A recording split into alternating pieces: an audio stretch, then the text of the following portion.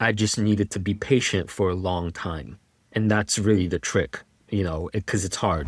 Even if you're not having, say, financial success now, again, like bringing it back to investing, if you look at what you're doing and say, okay, well, look, I've actually learned some lessons. Not your dollar signs in the bank account by which you should be measuring that net worth. You've got like influencers renting, mansions and supercars and like fake airplane, like private jet fuselages to take like content to make their life look so incredible. For an advertising-free version of this show, check out wallstreetwildlife.com.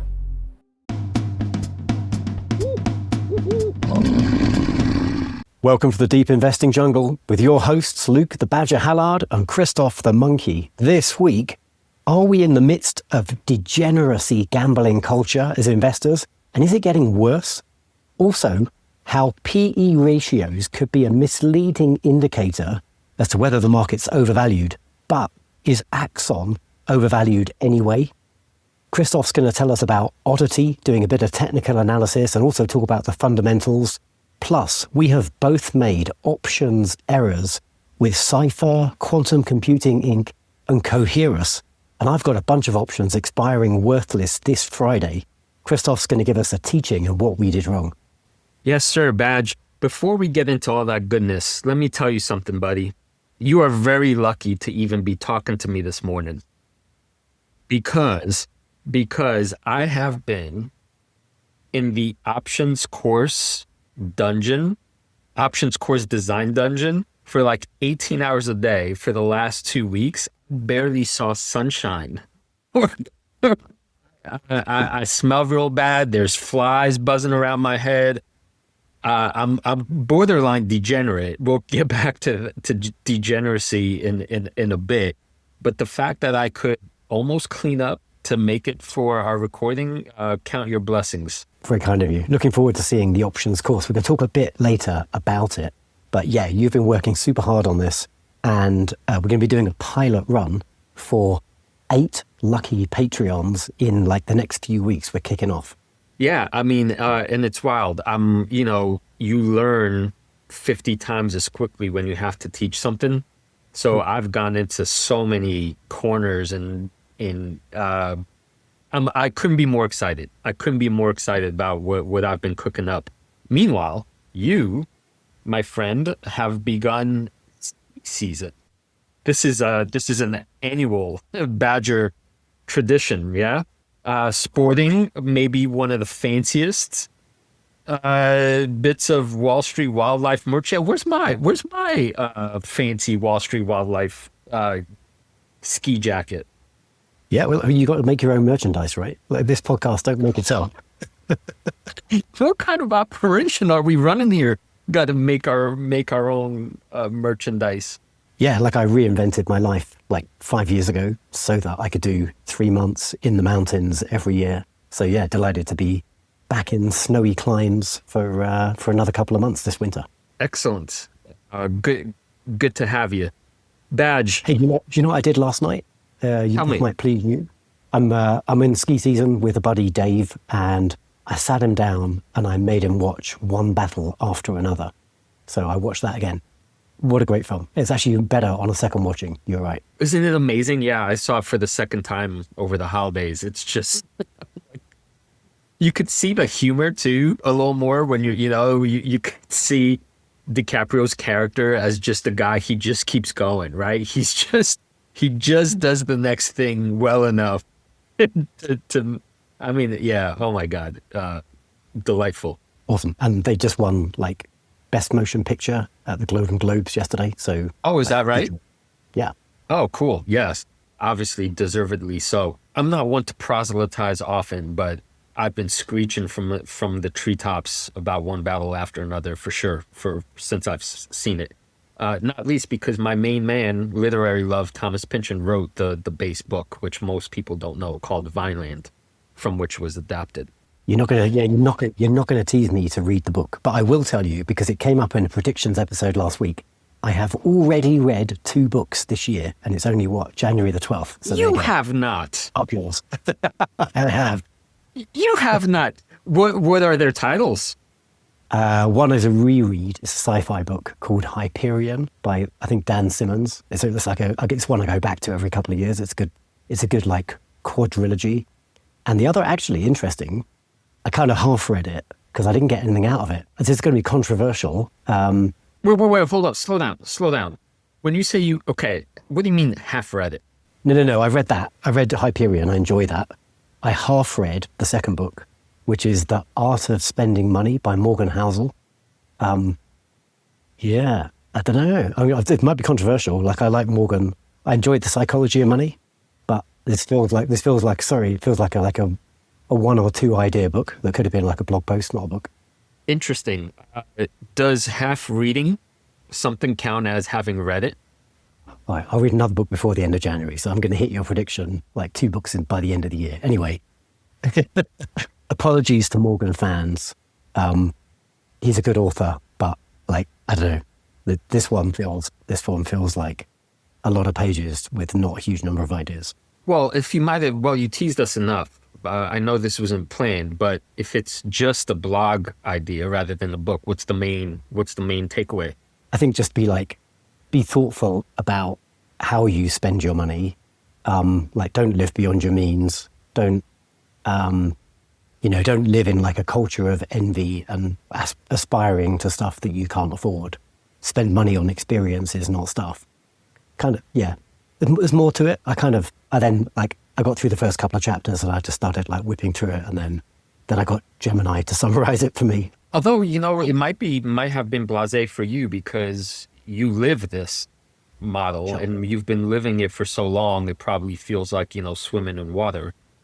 Many people, we forget, are actually caught in these traps more than, the wealthy poor. The people that make a lot, but they're scraping by because they're making such disastrous decisions about how they value, what they value, why they overvalue a 7-room mansion or whatever when, it's has nothing to do with their quality of life kind of stuff. Yeah, perhaps. Well, yeah, actually, this is an interesting segue, right? Because maybe this brings us nicely onto your topic of degeneracy. Yeah, so in our show notes, we're going to put links to 2 posts on X that were making the rounds, and I found them fascinating. It's the first poster was making a claim, which initially I posted also on our Patreon. It got me thinking. The basic claim, more or less, is that this current generation, born into obviously not just the age of the internet, but the age of AI, housing costs have doubled. Wages aren't keeping up. He's making the claim that mathematically you can't catch up because the system is already too rigged. Yeah, like, to bring it to life. I read the article like a couple of weeks ago, but it's like housing, a good example, where there's like a lot of housing wealth in like baby boomers and older people who got on the housing ladder. And now if you're like in your 20s, you're coming into the workplace, even if you've got a good salary, you just feel like you can't really get started in life. Yeah, and I for the most part, I buy that argument. So I kept reading, Then he makes a transition to say, what this generation again sees all around them is, in social media terms, that poison of comparing themselves to what looks like everybody has more than you do.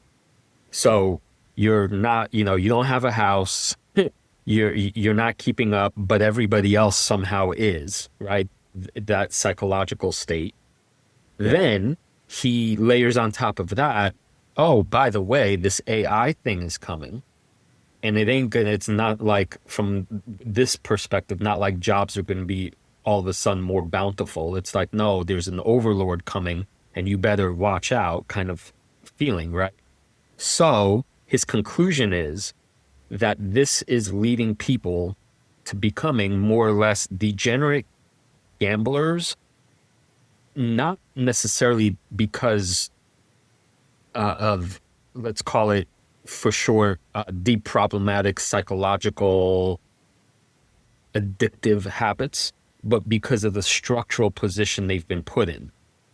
His conclusion is it's better, therefore, to take a 1 in 20 chance on some degenerate call, right, with the hope that you could overcome these limitations, than to simply die and let the AI and the system eat you alive. That's his claim, right?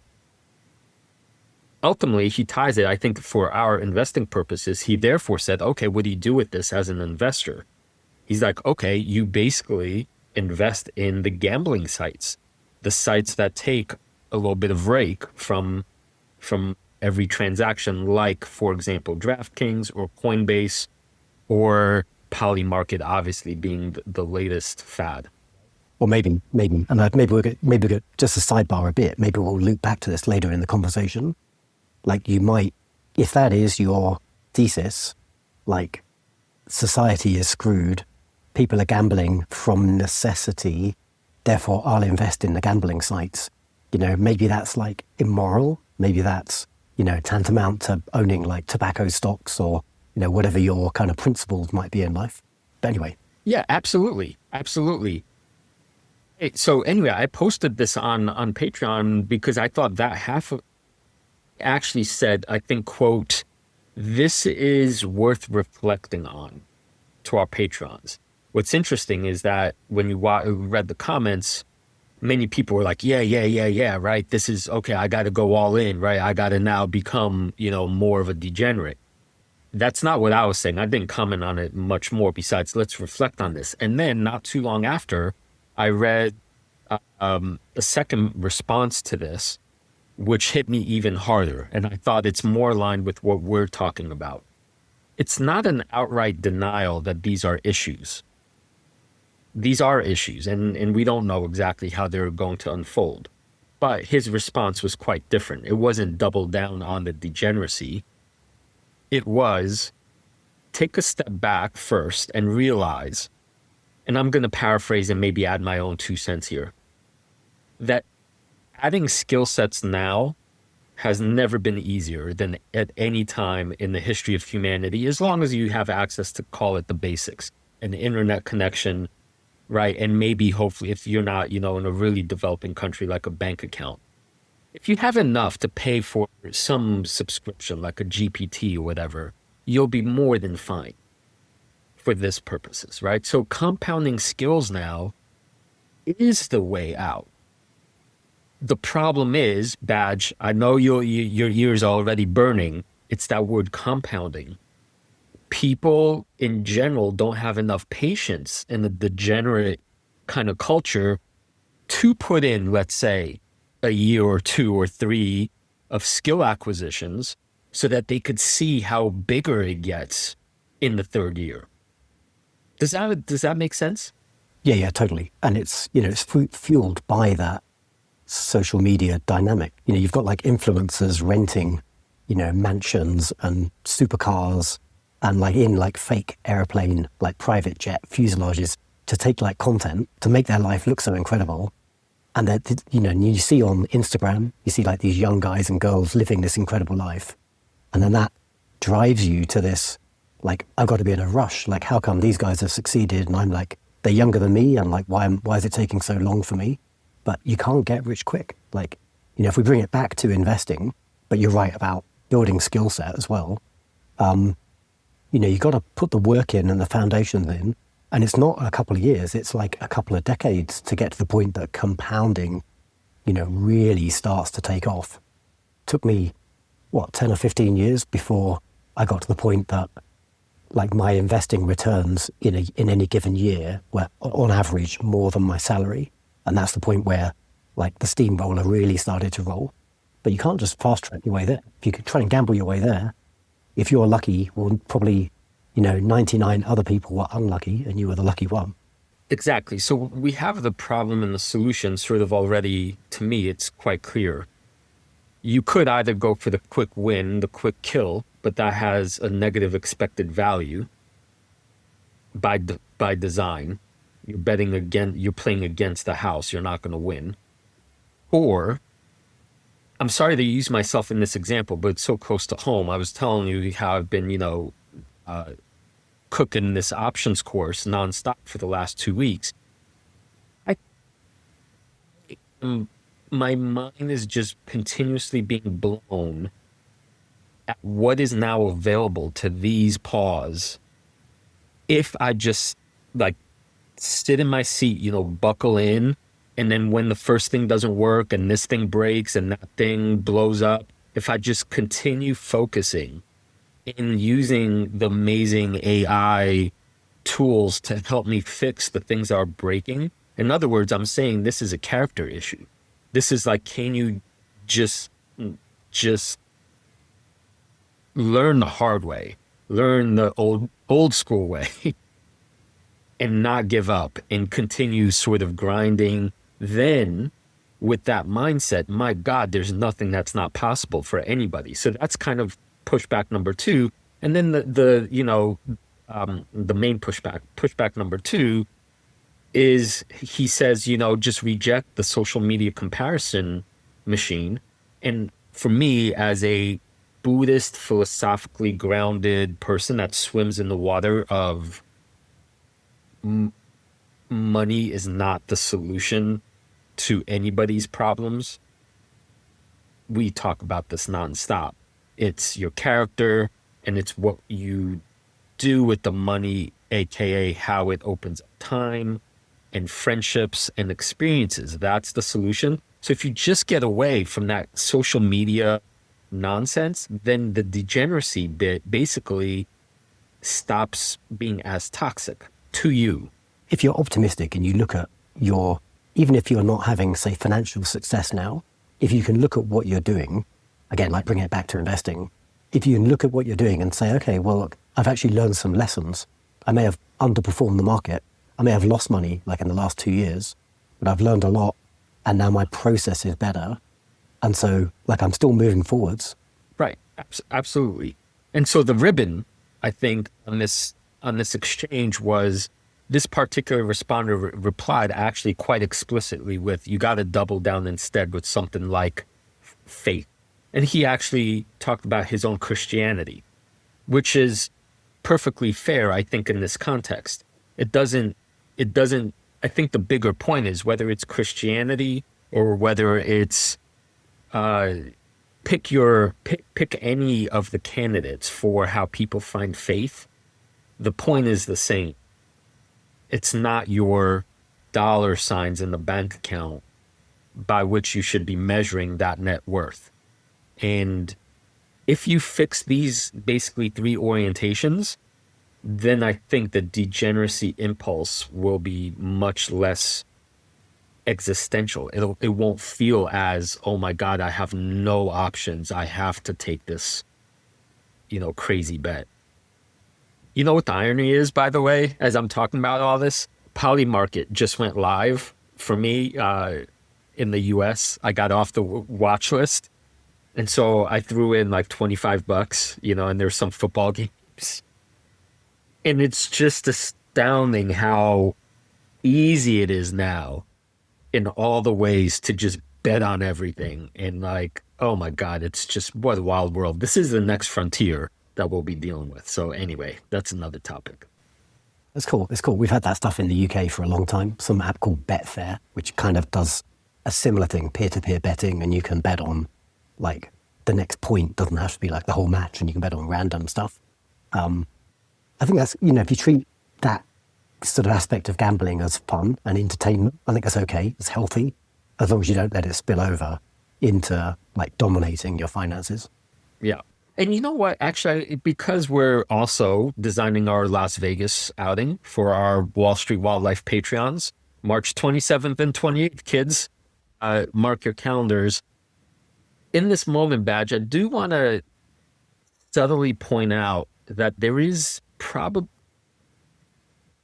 to me, it's this gray area of where the surfer rides the wave. And the analogy for me is the poker tables, because it has elements of both gambling and it has elements of skill. But in order for the skill to show up, you need the proper time frame. And that's why people they confuse, right? They look at what is poker exactly. And it really depends on the view they're taking. If it's a one night thing, it could be a degenerate gamble.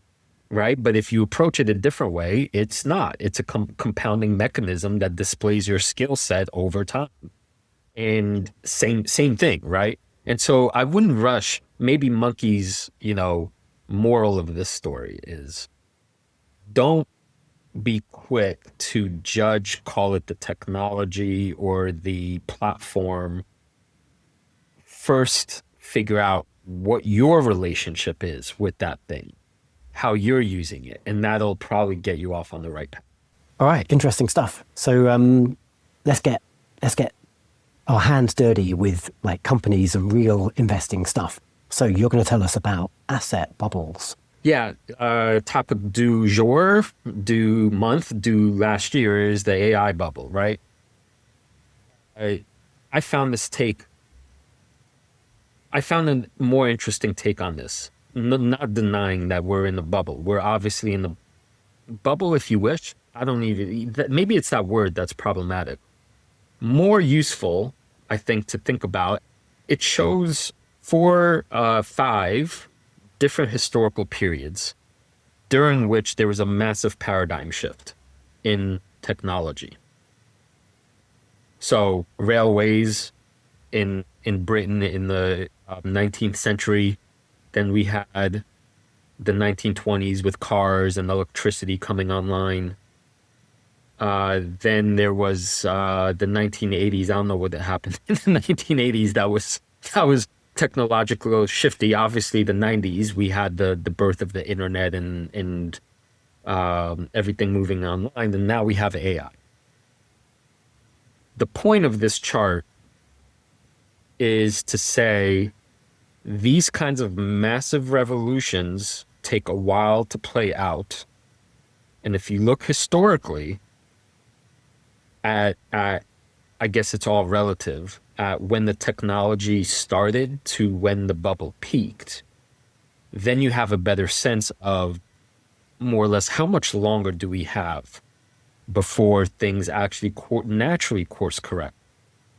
And according to this chart, and I think my thesis is that, yes, there's a kind of froth and excitement because it's warranted, but we're also historically early, or not, maybe early isn't the right. We're certainly not at the peak of where the technology is either via valuations or maybe because everyone's already doing the thing. So we're not there yet. So therefore, from an investing standpoint, right, you have to hold two things simultaneously. If you were in any of those other bubbles, it probably didn't, like, if it didn't feel like a bubble when you were in it, and at any point in, like the NASDAQ in 1990. I disagree. Yeah, maybe we are. Yes, oh my God. Well, during the one that I lived through as an investor was the internet stuff. And that there was no question. I was 22 years old, and I was looking at my mini portfolio, and I was like, oh, up another 34% today. That's easy. There was no doubt. Some bizarre stuff was going on. I think the takeaway here, though, is for us, it's less of this binary thing. It's not, are we or are we not in the bubble, where something's obviously happening, but how much longer can we reasonably expect for things to be, I don't know how to phrase this exactly, not for the bubble to pop, but for the wave to continue creating things we've never seen before, which in a way justifies more investment and greater, CapEx and so forth, until eventually, of course, there is that peak where, okay, now this is just Palantir level silly kind of stuff where everything is like on that kind of peak. Then we're like, okay, it's probably time to look at it.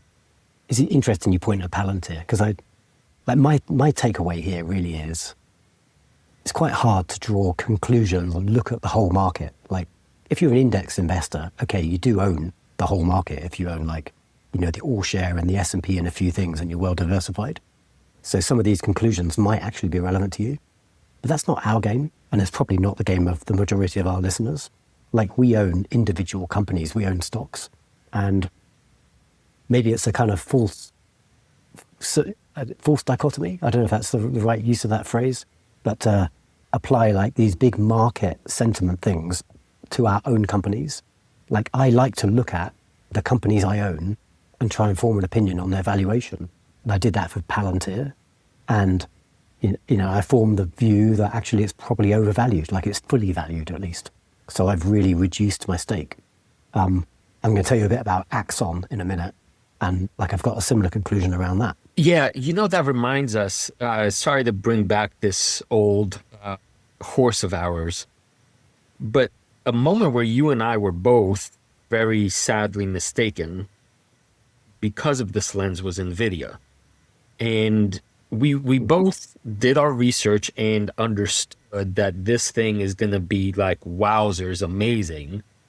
But we, if I may speak on behalf of both of us, we got, in a sense, too rationally, not sure, but like convinced that the wave, the valuation thing, just, it's too high. It's the classic error of knowing too much, I would say.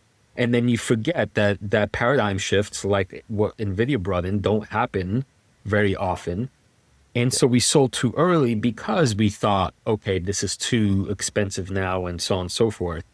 And so this is why this is a tricky thing, like Palantir is just, to bring that back, it's just so off the charts, peakish, that I can't blame you for selling it. I mean, I tried shorting it for a little while, which was also kind of silly. I got lucky that I got out with a little bit of profit. But peaks, bubbles, you got to put many asterisks when you're in a once in a lifetime kind of phase shift. Yeah.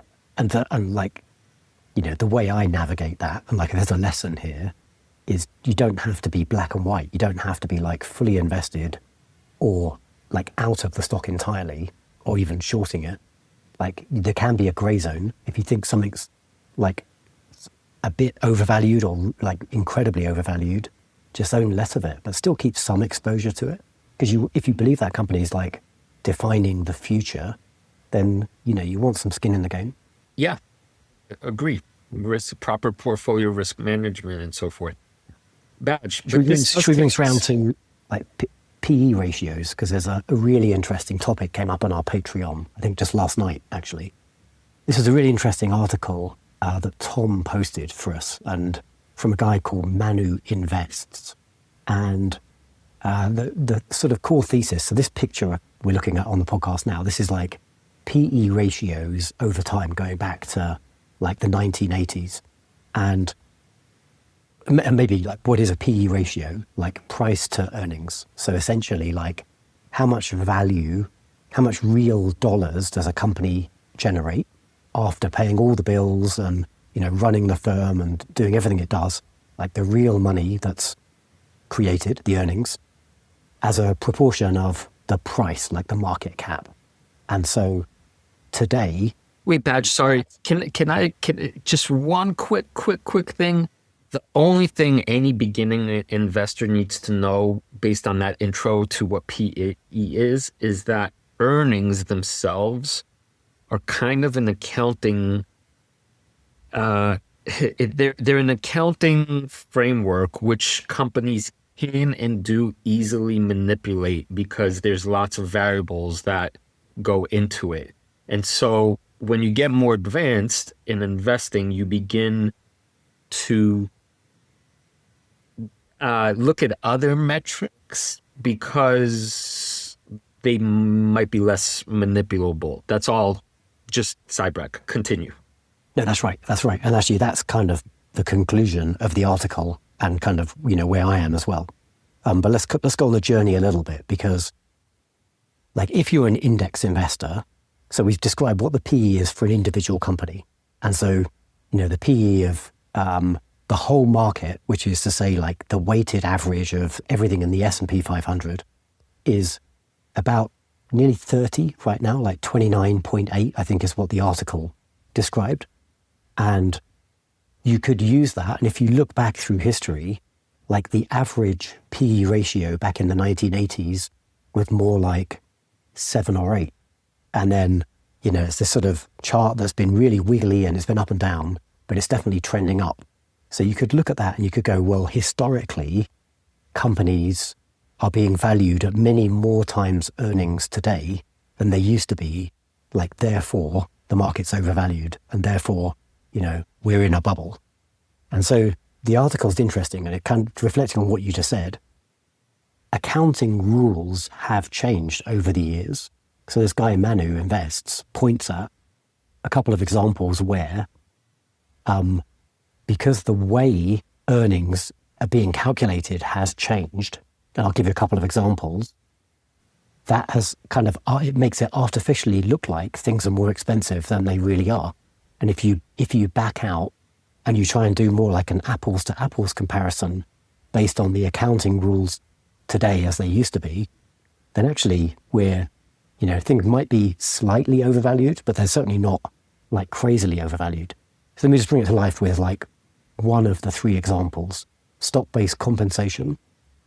So way back, pre-2006, companies could essentially pay like unlimited stock-based comp to their employees without that really being a drag on earnings. They just kind of created the shares out of thin air. They just printed more shares, and it wasn't reflected. Certainly you're being diluted as an investor, but it wasn't reflected in earnings because of the accounting rules. And now accounting rules have been tightened up, and you do have to account for that, which is like a good thing. It's more transparent, because if companies print a crap ton of stock, then you do want that reflected in earnings. So there's like a pretty significant difference that would more sort of normalize what PE ratios used to be and what they are today. There's a bunch of other factors as well. We'll put a link to the article. I think it's quite an interesting... Well, take us through one more. Sure, yeah, okay. The nature of... Let's do the third one. So R&D. So companies say, you talked about railroads earlier. Like companies, the biggest companies in the world used to be like manufacturing and big like heavy industry type companies. And so they would have to build factories and like have a load of like physical assets, because it's like way pre-software. And so accounting rules will then and now allow you to like capitalize the cost of those, like depreciate the cost of your factory over many years. But the biggest companies in the world today don't build ginormous factories. They build like software. And so software is fundamentally different. It's more intangible.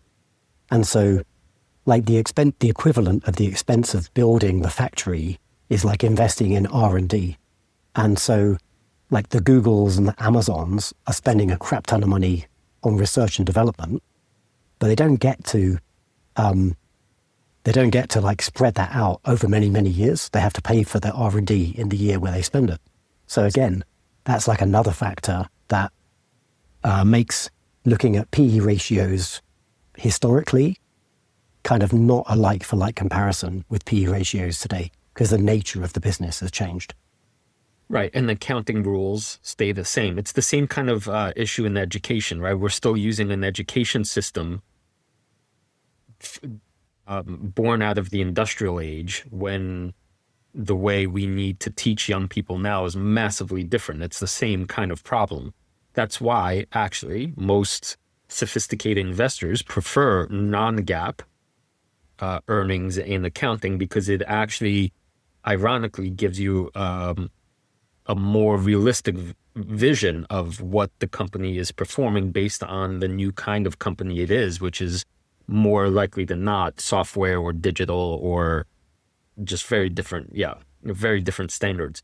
So, but the point, right? The point, Badge, is if you hear something like the market is wildly overvalued, and look, the PE ratio on this fancy chart says so, slow down a little bit and make sure you're understanding is this apples to bananas, or what kind of fruit are we dealing with? So we've talked about broad market, but we are not investors in broad market. Like, we are investors in individual companies and trying to draw Like, is the PE ratio of the whole market higher than it used to be? I don't think that really tells you anything useful. So let's take one specific example. And it's a company in my portfolio, Axon, who are like, they're like the prime supplier to most of the police forces in the US, a bunch of other security services. They make like tasers and drones, and like they're really embedded. They're an incredible company that's transitioned from being like a hardware company to becoming more like a software company. And it's been a mainstay. It's like a core investment in my own portfolio, but I think it's overvalued. And so I trimmed it quite heavily maybe 6 months ago. And I got a question on the Patreon a few weeks back. Like, is Axon still, in my view, overvalued? Like, I still own it, but I have a much smaller allocation. So I've popped up a little picture here from fiscal.ai, which is our favorite investing tool. And here's a really nice little graphic. I think I snapshotted this like a week ago, so it might be a tiny bit out of date. The valuation metric I like to use for Axon is price to gross profit, because the company does some, like it pays incredibly high levels of stock-based comp, which kind of confuses earnings.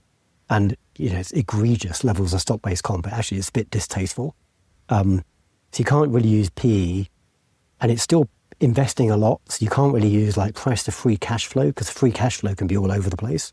So I tend to pare it back to like price to gross profit, which is like, how to explain this in simple terms, is like the profit you earn based on like the cost of the thing. If I want to sell you this glass of water, well, it's not my own time, but I had to pay for the water and I had to manufacture the glass, and I sell it to you for like a small profit. That's like my gross profit on that glass, but it doesn't, account for my own time and the fact that I had to like do some marketing to get your eyeballs.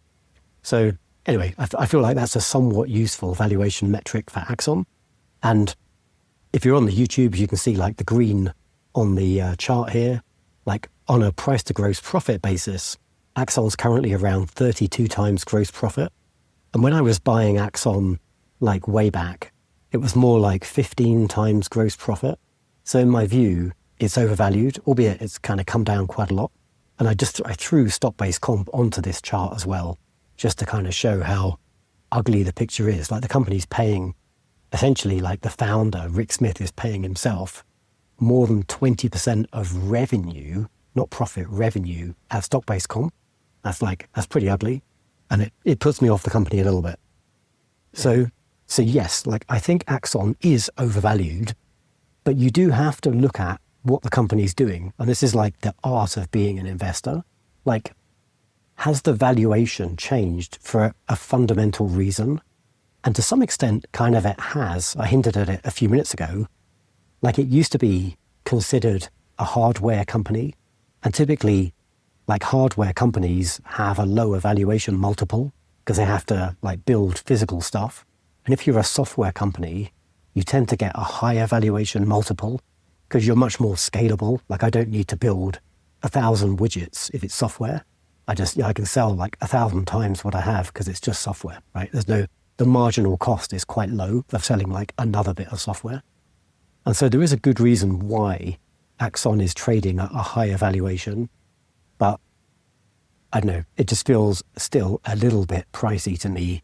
And that's like art. If you ask me to try and precisely create like a discounted cash flow model, I could do that, but I don't think that would tell you anything particularly useful. No, what would tell us something useful when I'm looking at this chart, using a little bit of my technical eyeballs, one I see is that even after having come down quite a lot from what looks like two lofty peaks, it is still nonetheless at the high end of its historical valuation. Right. So the only question I would ask myself as a potential Axon investor is the company growing fast enough? Is something on the fundamentals going to accelerate the rate at which it makes money that would justify this still lofty price? If I could answer that with a positive, then I would say that the valuation is going to work itself out. If I can't be very convinced of that happening, then I would say stay away, because it's still very, very expensive, historically speaking, even after a correction. Agree. And that is, I think, the like the train of thought you should have. It's much more accurate to look at an individual company and then try and form opinions informed by what the company's doing and informed by macro. But, don't draw big, broad conclusions and try and apply them and get some sort of sensible conclusion out of it.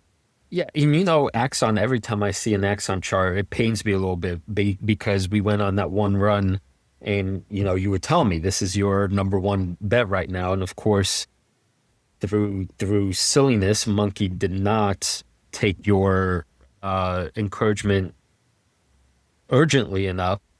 And I know the company. I really, I think I understand it decently well, but I cannot for myself answer, no doubt on the level you can, I don't have the confidence in why their rate of growth will continue, onwards forever based on, your reverse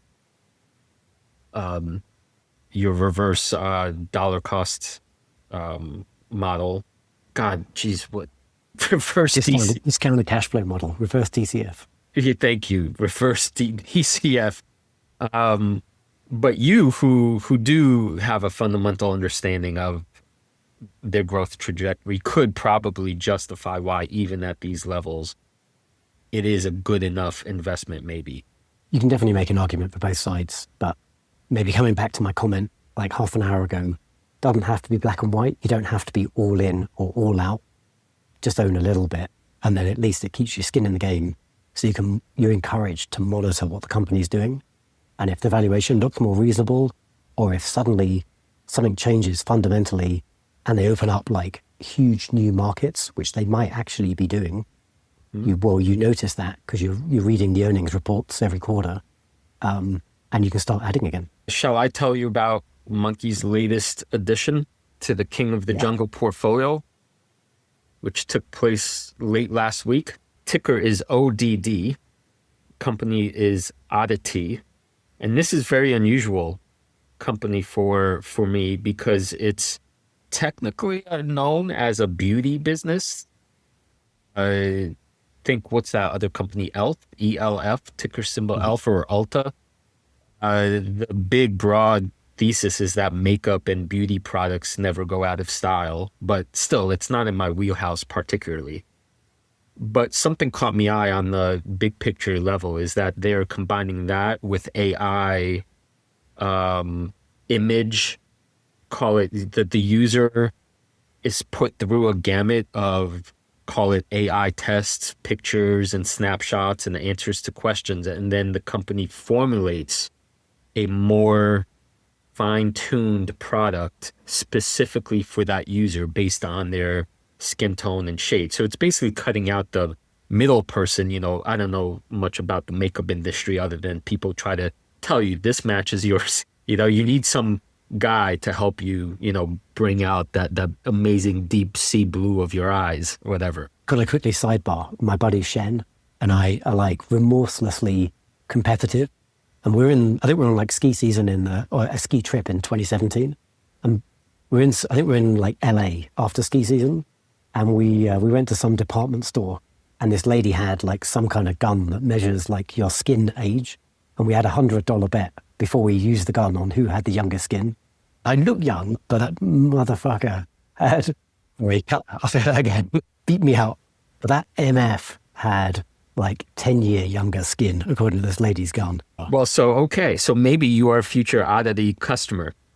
Anyway, that's the big picture. Really important. I want to shout out to our Patreon community again. Somebody pitched this. I'm sorry, I forget who it was. Somebody pitched Oddity in our community some months back. I would not have been looking at the stock were it not for that pitch. So Monkey squirreled it away, put it on his watch list, eventually got around to researching it, and saw things that he liked, but is like not good enough, right? It still didn't merit, an investment. But this is how things work, right? The company intrigued me enough to then start going deeper. And what I did over the holidays was I poked around the website and I said, Dad, this is actually really cool technology. And so I got Mrs. Monkey a gift a gift card, whatever.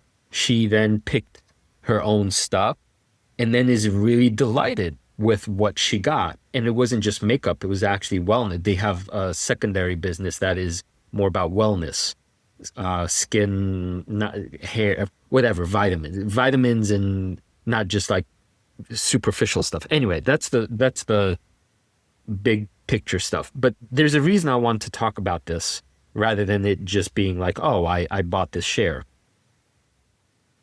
More and more as I'm developing this options course, you'll hear me say this in the future.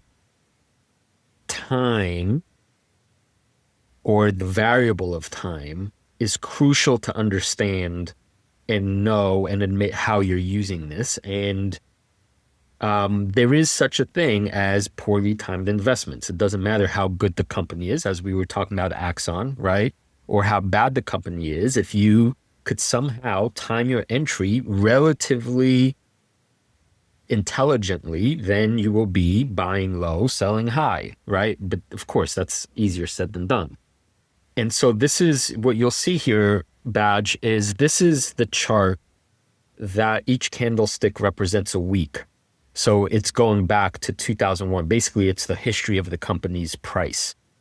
And immediately, Monkey saw something glaringly obvious, Badge, which is that line, he marked it with a blue solid line that basically runs through the middle of the screen. That line represents, in the history of this company, you could tell that that's the level at which price was either below and couldn't break, or above, which was its support. So it was either acting as the resistance to price or the support of the price. And there was, I guess it was 2 years ago, a big, massive peak in which the price went way, way above that level. And now, curiously, as I'm watching the price on the sidelines, in recent weeks, the price then dipped below that level. And once a massive level like that gets broken, you basically have to be thinking caution, caution, caution. For whatever reason, the market is saying something's not quite right. So that's when I started tracking just the price action and withholding buying. And then just last week, the price went below yet another level. You could see I had a second blue rectangle drawn. The price dipped below that and actually touched the third level. That's the lowest level on this chart. The price touched that level. As soon as it touched that level, Badge, that basically meant to me the following. Either this company is really, really broken somehow, and people are just continuously selling it, and the price is going to keep dropping. So if you were a momentum player, you would not touch this right now, because obviously the trajectory is basically straight down. But then when I went back to the fundamentals, and where Monkey goes to do all his fundamental research, you will see this company is basically firing on all cylinders. Revenue is increasing, free cash flow is increasing. There's a little dip, and that's actually because they're starting a third brand. So their investment in CapEx is increasing. So it makes sense that their free cash flow levels would dip. But this company basically could not be any stronger on the fundamental levels. So what we have here is Monkey's perfect marriage of real, it's not that he wants technical weakness, but what Monkey's seeing is that the price finally dipped to a technical level, which probably will start reversing soon because it really got down low enough, or the valuation just got so silly cheap based on the rates of projected revenue growth that even if it continues falling further, Monkey will just start dollar cost averaging. And so this is for our listeners, I think, my sweet spot in how I'm now investing, which is fundamentals plus technicals plus patience,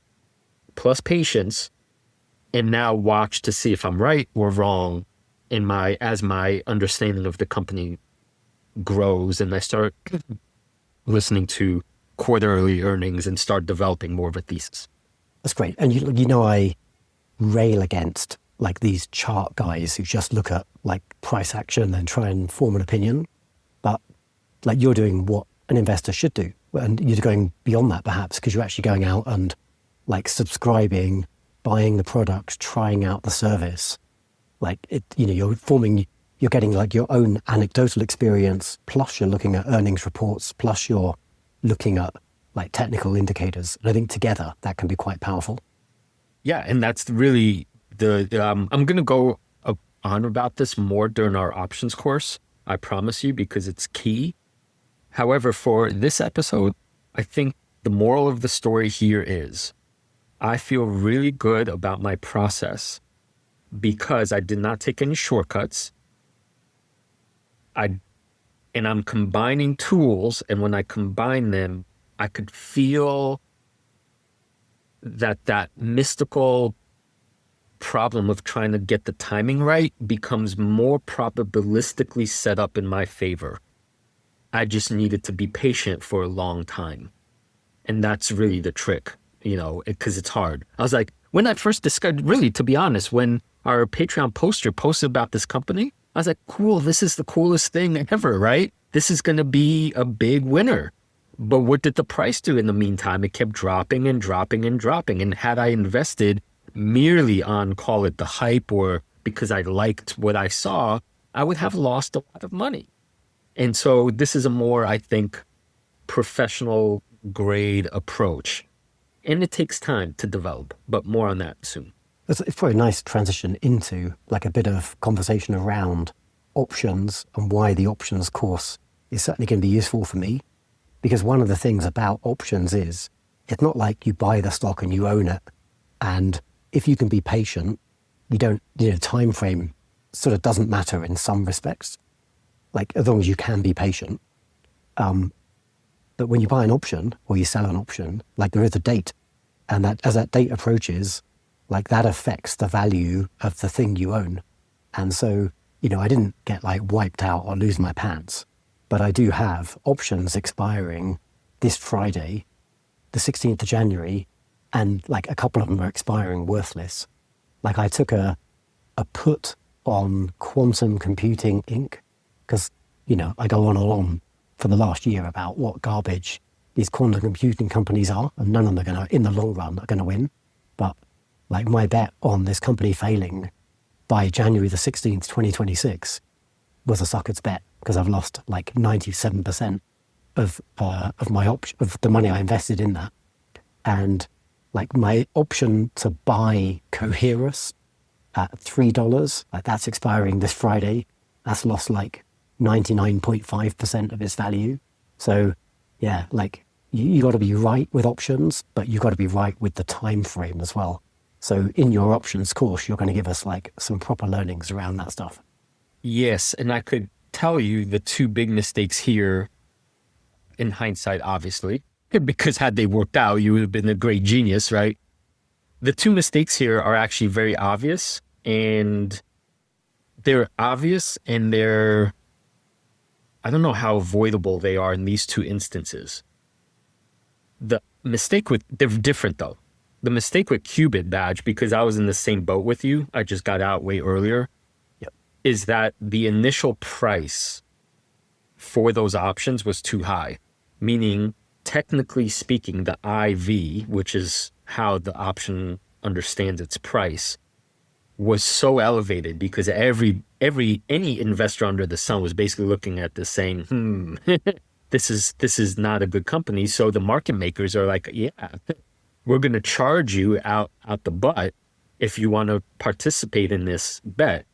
And so even if you're right about all the other things, if you paid too much, it's going to be a losing proposition.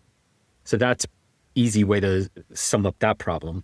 The Coherus problem is a little more interesting because I too hold a lot of Coherus options about to expire, worthless. But here's a little bit.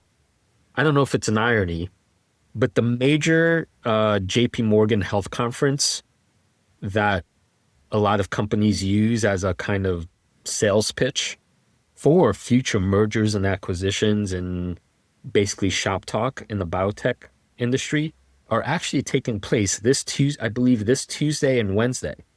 In fact, Coherus, I believe, is presenting tomorrow at like 10:30 Pacific. The problem here is the great problem of all options holders is that you ran out of time unless this conference tomorrow basically save, like a last minute save, which has been known to happen in biotech because all they need to say is, like we're in some talks with whatever big company and the stock could shoot up 300%. Right. So I need this stock to double to for my option to be in the money. But it's like a $200 million company, so that can happen with like micro caps like that. Of course, the real, to be more specific, the real error was once it got within 30 days, should have, to protect whatever was left in value, sold it and rolled it out to the future and not left it to the last week. But we'll talk more about. Yeah. And there are, tax gain losses, harvesting and all that. So there's ways in which it's not the end of the world. Hey, so don't leave me on my own here, right? You made your own errors with Cipher. What happened there? Yes. So, Badge, before going to bed last night, I was thinking about how I wanted to talk about this. This is going to take us a little off, not specifically about options only, but about our challenge, our community's Patreon King of the Jungle challenge and how we've set up our accounts. Because I realized the mistake I made was actually boneheaded in a very different way. Because we only, we deposit $200 a month, right? Our accounts are limited for now in size. I'm at 14K, you're at about 10K.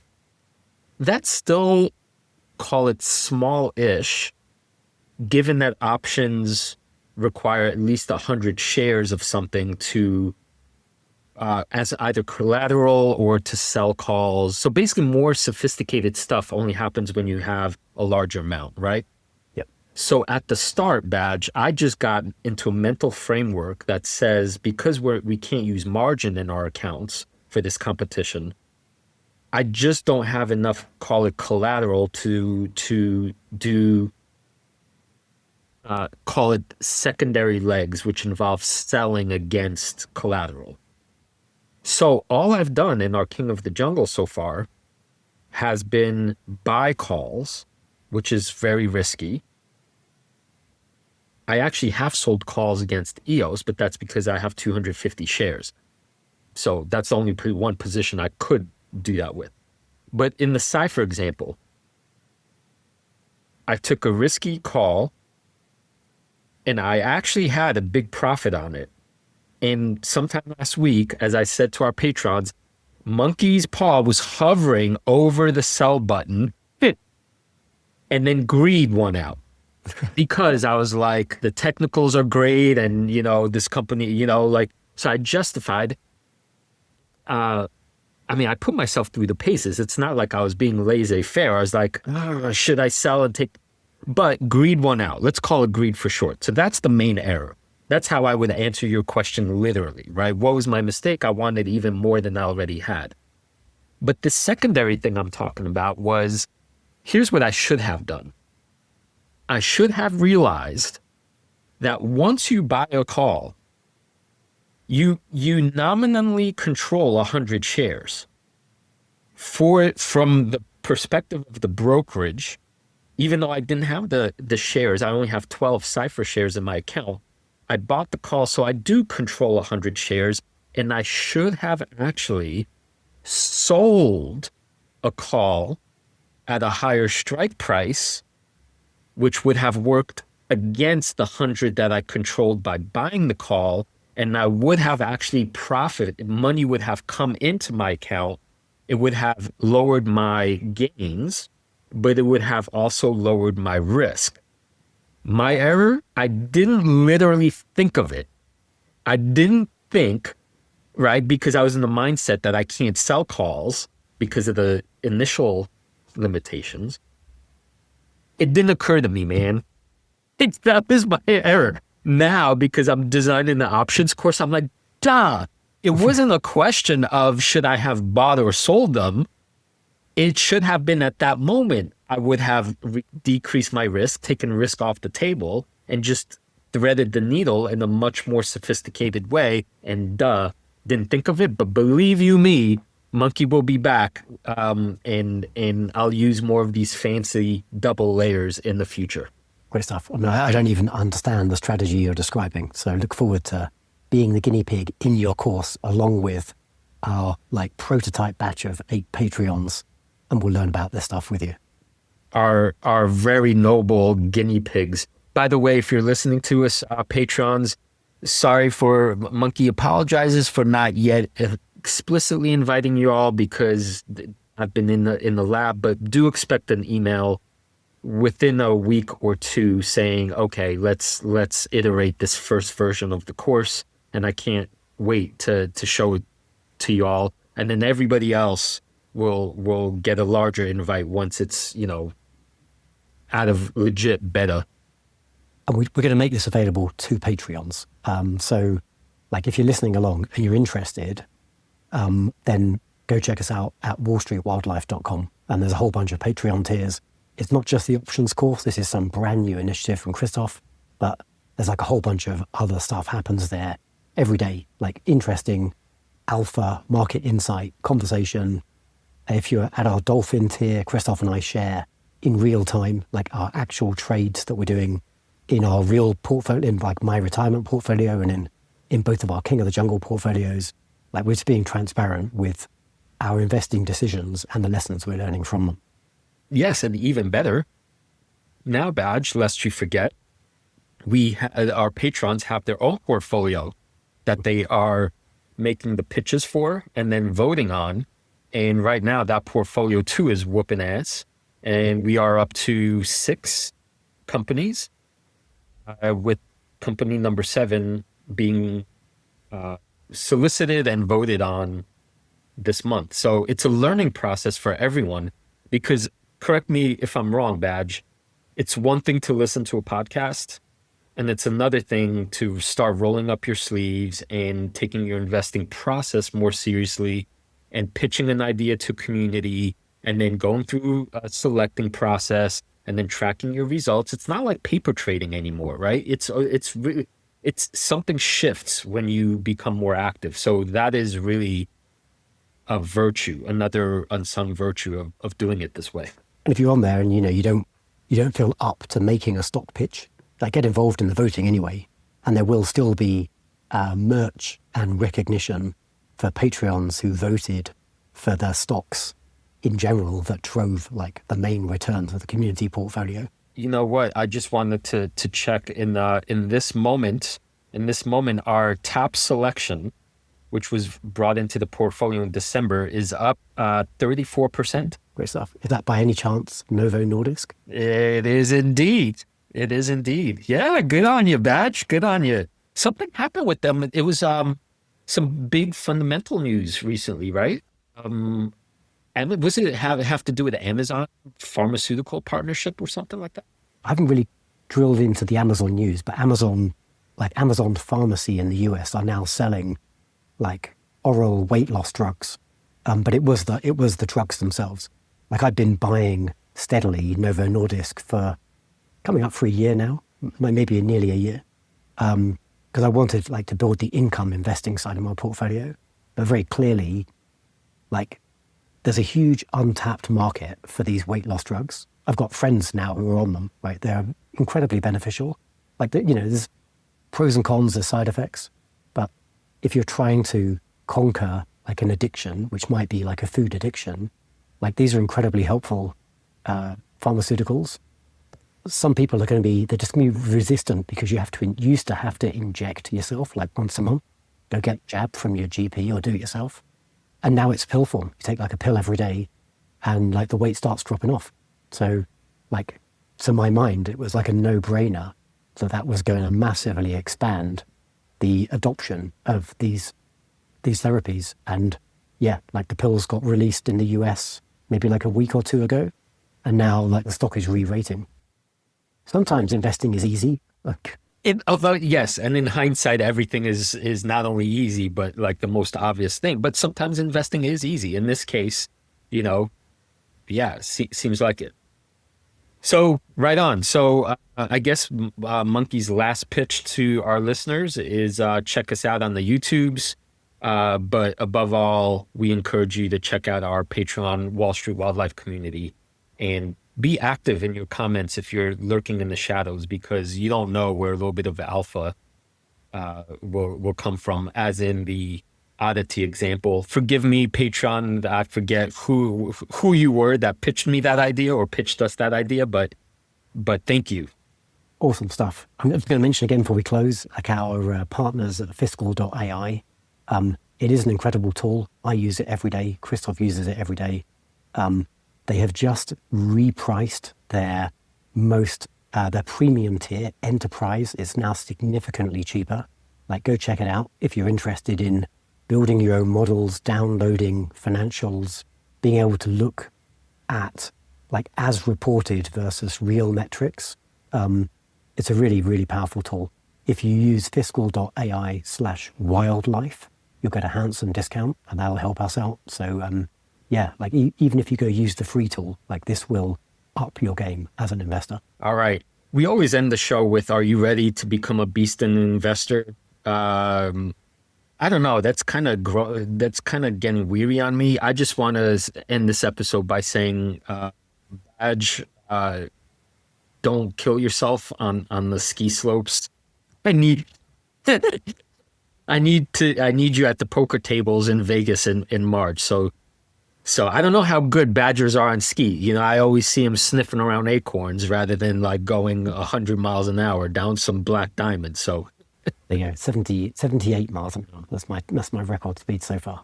Oh, 100. damn. Okay. But yeah, so badgers are pretty good on skis. Yeah. That's not much of a close-out line though, Krzysztof. If you're going to pitch me like, you know, I do like, are you ready to become a beast of an investor? Your journey starts here. If you want to pitch me a different close, like now is your chance. if you want to be a beast of an investor, don't die on the ski slopes. Okay. I don't think that one's going to have longevity, but whatever. Thanks for joining us for another week. Krzysztof and Luke, over and out.